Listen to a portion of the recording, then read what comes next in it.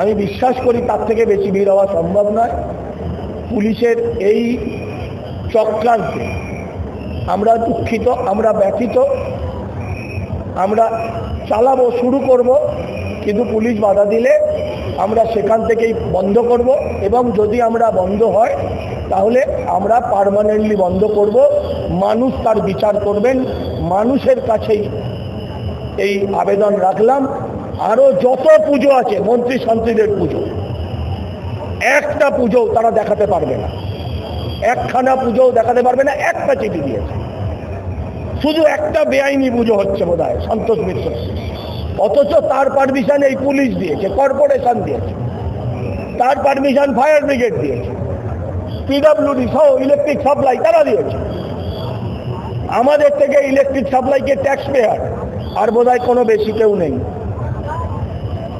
তো আমরা এটাই বললাম যে যদি এরকম চলতে থাকে তাহলে আমাদের কাছে পুজো বন্ধ করা ছাড়া, কারণ পুজোয় আমি কোনো রিস্ক নেব না, পুলিশ যেমন নেবে না আমরাও নেব না, পুলিশের এই চক্রান্তে আমি পা দেব না।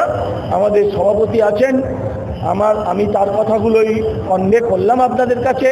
আমি মাননীয় শ্রী তাপস রায় মহাশয়কে অনুরোধ করব, তিনিও দু চারটে কথা বলবেন।